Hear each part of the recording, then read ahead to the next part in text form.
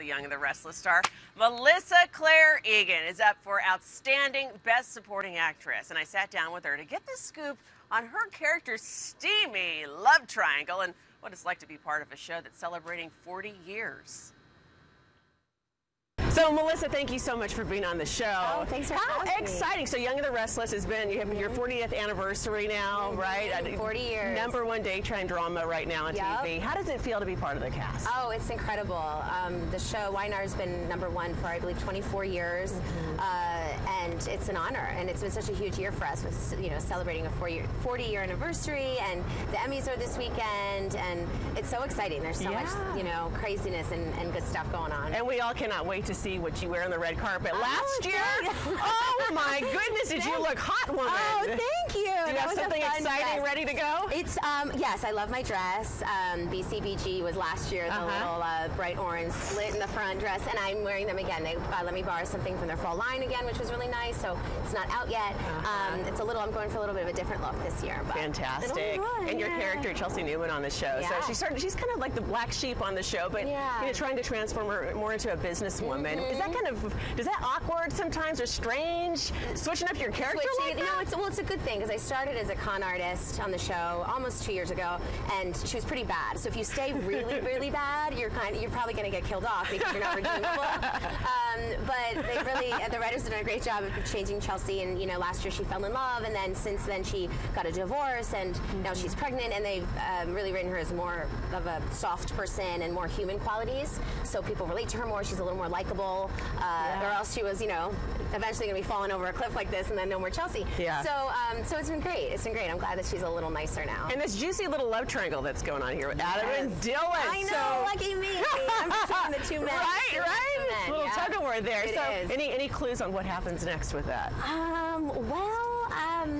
It's very juicy what's going on. You know, I'm pregnant and it is Adam's baby, but I'm lying to Dylan and saying it's his because they're falling in love. So there are definitely going to be some fireworks soon. I can't really say what's going to happen, but the tug of war continues, and there's going to be some, you know, something explosive, I'm sure. Yeah, I'm sure. Are there any similarities with your character, with Chelsea and you? Well, are you a bad girl deep down in there? She's always pregnant, and I've never been pregnant. So I'm always pregnant too, it seems. You're like Chelsea in real life. I've been on the show, like I said, less than 2 years, and I've been pregnant 3 times. I really have. But you know, I think that she's a good friend. She and Chloe have a great friendship, and I think I'd like to think I'm a really loyal friend as well. And you know, I don't lie about my baby daddy, that's for sure. So I don't want too much. You keep it real. I don't be too much like her, but you know, I think she's a good heart, and hopefully, I think I do too. So. What would you like to see done with your character? Oh gosh, I mean, I hope she finds peace and happiness, whether she ends up with Dylan or Adam, whatever happens with this mess with the baby. But at the same time, I don't, because in these shows, and in soap operas especially, you kind of don't want to be happy. You know, Michael Muhney plays Adam. Last summer, our characters were very happy together, and you know, and we love working together. But in the fall, we both came to each other. We're like, "Guess what? We're getting a divorce." And we were like so excited, which in normal life would be like awful. We're like, "We're getting a divorce. It's gonna be great." We're fighting, and we were so excited because as an actor, that's what you want. So. I want to say I want her to be happy and peaceful, but I love the drama and the dirt of getting to do all these different things. So I don't really know. Yeah? I hope she has a little bit of both, you know, and I hope she keeps her fire and her feistiness too. Is it hard to turn off the emotions when you get home after getting all riled up, you know, and crying and screaming and laughing? And it is. It's not hard to turn it off, but I always say, like, I go home and I eat a big bowl of like pasta and meatballs and I drink wine. Like, you need to like take care of yourself, because like if you're having these intense scenes and you're so upset, your body doesn't know that they're pretend tears. You know, your body doesn't know that you're on a soap opera and it's just your job. Right. So you feel physically exhausted and drained. So I just gave myself a nice glass of Pinot and some pasta and sit with my dog and my fiance, and then the world is good again. Yeah. Speaking of emotional, Jeannie Cooper passing away, the matriarch of the show. Yeah. How has that been with the crew? How are you guys coping with that? I mean, it was devastating, especially for our crew. I wasn't lucky enough to ever get to work with Jeannie. I just knew her just from being Jeannie Cooper and saying hello in the hallways. So I didn't know her as well.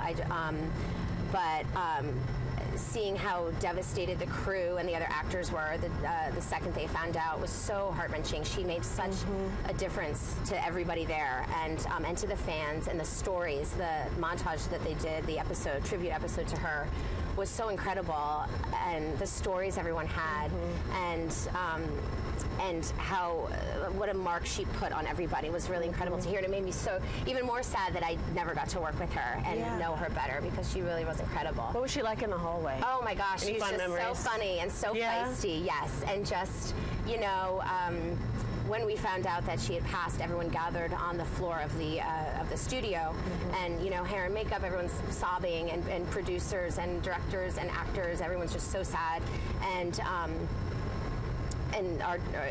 our producer Jill Phelps spoke, and we took about 15 minutes, 20 minutes of everyone just kind of holding each other, and then someone said, if Jeannie was here, she'd say, effing get back to work. And everyone just started laughing, and and it was like a moment of everyone just laughed, and they were like, she would say that. What are you doing standing around? Don't work. So it was hard, and it was hard to see how upset everyone else was, and she just affected so many people, and she's a really beautiful person. I wish I had known her better. Yeah, well, it seems like you have a great supportive cast, family. Yeah, it really is. It's such a family. So much time together, right? And you're together, all the time, all day, and year round. There's no hiatus with soaps. So, working hard all the time. I know. And then we'll see what happens. Best supporting actress. Yeah. That's so exciting. We wish you the best, Melissa. Thank you so much. Lovely Thanks person. for having me. This is great. You bet. Over the Hollywood Hills. I know. Woo!